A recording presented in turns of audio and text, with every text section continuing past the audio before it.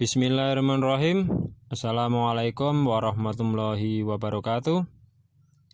Berjumpa lagi dengan sedulur peternak, berbagi pengalaman dan informasi tentang ternak. Untuk kali ini kita akan bahas tentang pakan hijauan.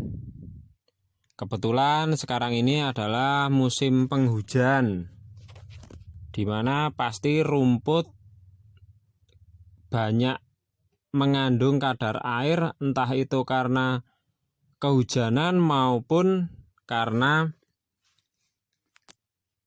irigasi yang cukup lancar dengan air yang berlebih. Oleh karena itu kita bahas beberapa cara yang sederhana untuk mengontrol kadar air pada hijauan pakan ternak atau HPT. Kita lihat di ladang, bisa dilihat ini irigasi cukup lancar, jadi air cukup banyak di lahan tanaman rumput pakcong. Kalau dari segi tanaman memang pertumbuhannya jadi semakin cepat karena airnya melimpah, pertumbuhannya lancar, daunnya semakin hijau, pekat. Bisa dilihat sangat tinggi, sangat lebat, sampai tidak beraturan tingginya, padahal di usia yang sama. Ini karena jumlah air diirigasi maupun curah hujan yang tinggi menyebabkan melimpahnya air. Hal tersebut kita syukuri karena merupakan berkah dan sangat ditunggu-tunggu para petani yang ada di sekitar kita supaya bisa bercocok tanam. Bisa dilihat airnya cukup besar.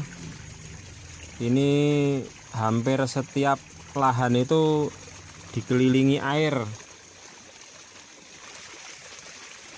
Batang-batang dari pakcong sendiri juga jadi semakin besar. Pertumbuhannya sangat bagus, daunnya hijau pekat, sangat bagus untuk ternak. Sedangkan ini adalah rumput yang sudah kita potong kurang lebih 1 bulan yang lalu.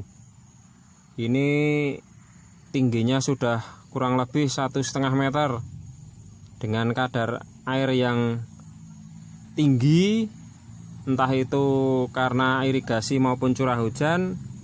Pertumbuhannya sangat cepat.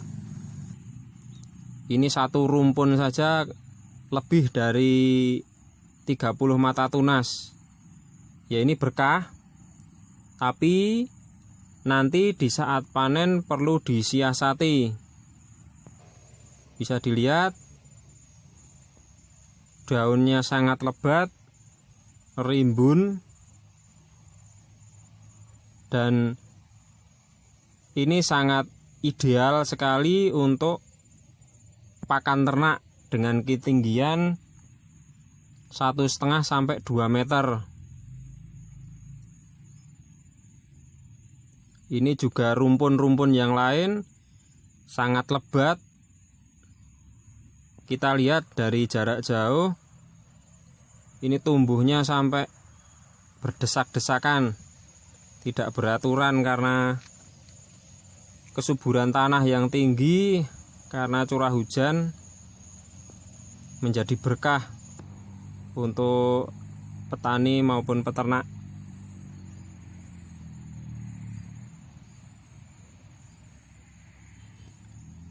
Oleh karena itu, jika nanti dipanen, itu perlu beberapa langkah untuk supaya kadar air itu berkurang dan aman untuk ternak untuk mencegah kembung, yaitu panen di saat cuaca cerah atau panas yang pertama.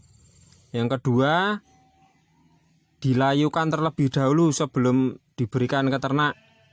Ini yang sudah dipotong kurang lebih 2 hari yang lalu. Nanti kita chopper atau kita cacah. Memang untuk daun sudah sedikit menguning, batangnya juga sudah tidak terlalu basah karena curah hujan yang tinggi. Tapi tidak ada masalah, ini lebih aman untuk ternak, karena jika dilayukan setelah dicacah akan cepat busuk, sedangkan jika dilayukan masih dalam bentuk batang panjang dan diberdirikan, ini bisa bertahan cukup lama, bahkan bisa disimpan. Ini hasil yang sudah dicopper. Ini agak gelap karena di dalam ruangan. Nah, ini kita bawa keluar ruangan. Bisa dilihat untuk daun-daunnya beberapa sudah menguning. Tapi ini sangat ideal untuk pakan langsung maupun disilase dan difermentasi. Bisa dilihat untuk ternak-ternaknya sangat lahap, karena memang rumput pakcong untuk tingkat disukai ternak atau palatabilitasnya memang tinggi. Di samping kita sudah kurangi kadar airnya supaya tidak menimbulkan kembung, karena ini langsung dari rumput segar. Kalau dari rumput yang sudah disilase ataupun difermentasi itu jelas lebih aman. Tidak hanya untuk domba, jika kita berikan ke ternak yang lain seperti sapi itu juga sangat suka, karena memang ini aman untuk domba, sapi, kambing, kerbau. Jadi sangat efisien, tetapi harus dengan cara yang tepat supaya menghasilkan yang maksimal. Jika ada kritik maupun saran, silahkan cantumkan dalam kolom komentar. Semoga bermanfaat. Terima kasih. Wassalamualaikum warahmatullahi wabarakatuh.